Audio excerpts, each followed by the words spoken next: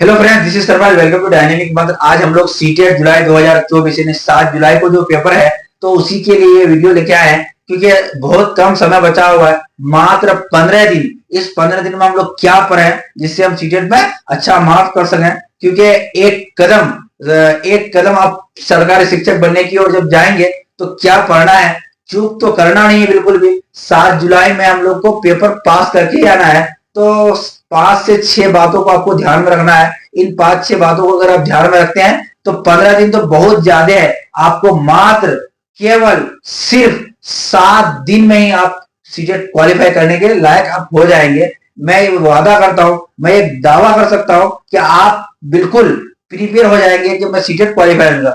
5-6 बातों को आपको ध्यान में रखना है। सबसे पहली बात है कि आपका टाइम मैनेजमेंट, यानी टाइम मैनेजमेंट का ध्यान कैसे रखेंगे कि क्या पहले बनाना है। 5 सब्जेक्ट होता है प्राइमरी में, और मिडिल स्कूल के लिए 6 to 8 के लिए आपको 4 सब्जेक्ट्स का एग्जाम देना होगा।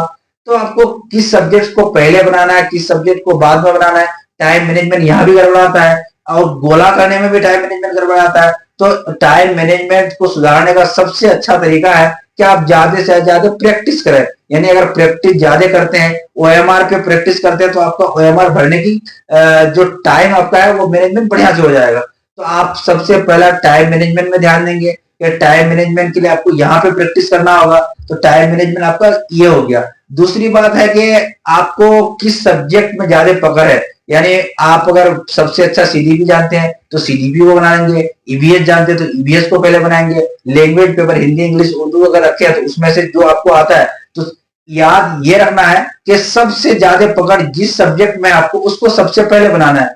और दूसरी बात याद रखेंगे कि मैथमेटिक्स यानी गणित को आपको कितना भी आए लेकिन उसको लास्ट में बनाने की कोशिश करेंगे, क्योंकि गणित आप अगर 1-2 मैथ में फंसते हैं तो आपका टाइम अच्छा खासा ले लेता है, क्योंकि आपको 150 क्वेश्चंस के लिए 150 मिनट ही मिलता है। यानी एक क्वेश्चन के लिए 1 मिनट मिलता है। अगर एक गणित का क्वेश्चन में आप 3 से 4 मिनट लगा देते हैं तो आप वहीं पे 3-4 क्वेश्चन आप पीछे चले जाते हैं। कहीं ना कहीं आपको सारा क्वेश्चन को अटेम्प्ट नहीं कर पाएंगे, यानी सारे क्वेश्चन को टच भी नहीं कर पाएंगे। तो यहाँ पे आपको गड़बड़ाना नहीं है। सबसे पहले ध्यान में रखना है कि आपको ओएमआर को प्रैक्टिस करना है यहाँ पे।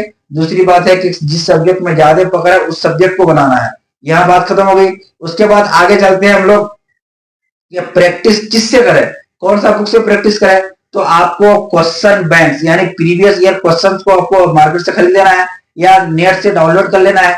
वो आपको उसी चीज को प्रैक्टिस करना है, क्योंकि 80% क्वेश्चन जो बनता है प्रीवियस ईयर क्वेश्चन से ही बनता है। तो इसलिए हम लोग को प्रीवियस ईयर क्वेश्चन को ही प्रैक्टिस करना है।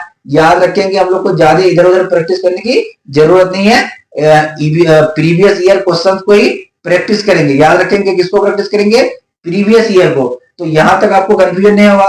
दूसरी बात है कि आप जब एग्जाम देने के लिए जाएंगे तो आप यहां अगर प्रैक्टिस करके रखते हैं तो वहां पे आपको आसानी होगा, वहां पे आपको ज्यादा डर नहीं लगेगा, क्योंकि प्रैक्टिस यहां रहेगा तो वहां आसान होगा। उसके बाद तीसरी बात में आते हैं हम लोग, टैग वर्ड। यानी टैग वर्ड क्या होता है, एक निगेटिव होता है एक पॉजिटिव होता है। क्या टैग वर्ड होता है, एक निगेटिव होता है एक पॉजिटिव होता है। तो दो टैग वर्ड को आपको पढ़ना है, क्योंकि सीटेट में बहुत लॉन्ग क्वेश्चन होता है। यानी बहुत बड़ा बड़ा क्वेश्चन लिखा रहेगा, उसका आंसर भी बहुत बड़ा बड़ा लिखा रहेगा। तो आपको 1 ही मिनट मिलता है क्वेश्चन के लिए, तो आप उतना कवर नहीं कर पाएंगे। तो आपको टैग वर्ड के माध्यम से आपको हल करना है। यानी तीसरी बात हो गई। चौथी बात याद रखना है कि आपको पूरा क्वेश्चन को पढ़ने की जरूरत नहीं है। कैसे, आप देखेंगे कि एक होता है नहीं, एक होता है हाँ, यानी यस और नो।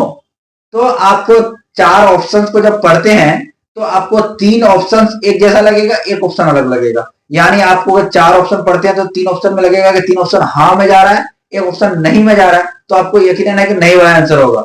और अगर 3 ऑप्शन अगर नहीं में जा रहा है, एक ऑप्शन हाँ की ओर जा रहा है, तो उसको हाँ में आंसर होगा, यानी सही और गलत में जाएगा। तो निगेटिव और पॉजिटिव वर्ड्स को आपको पकड़ बनाना है। तो यहां जाकर के आप बिल्कुल मजबूत बन जाएंगे, सीटेट के लिए आप बादशाह बन जाएंगे। यहाँ आपको कोई भी हरा नहीं सकता, क्योंकि आपकी रणनीति इतनी मजबूत थी कि ये मात्र 7 दिन भी अगर इस चीज को ध्यान देते हैं तो आप सीटेट में 130 प्लस मार्क्स आसानी से लेके आएंगे, क्योंकि सारा प्रीवियस ईयर का क्वेश्चन बनता है, ज्यादा इधर उधर से क्वेश्चन देता नहीं है। तो आपको प्रीवियस ईयर को मजबूत करना है, निगेटिव पॉजिटिव को ध्यान में रखना है। उसके बाद ओएमआर को यहाँ पे भरने की प्रैक्टिस कर लेना है।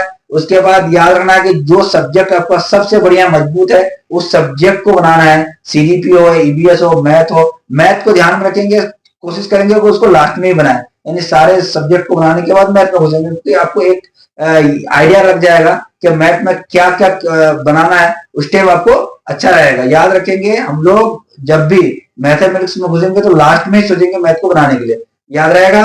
अब यहाँ पे अगर इस चीज को अप्लाई करते हैं तो आपका आसानी से एग्जाम निकलेगा, गारंटी है इस बात का। धन्यवाद।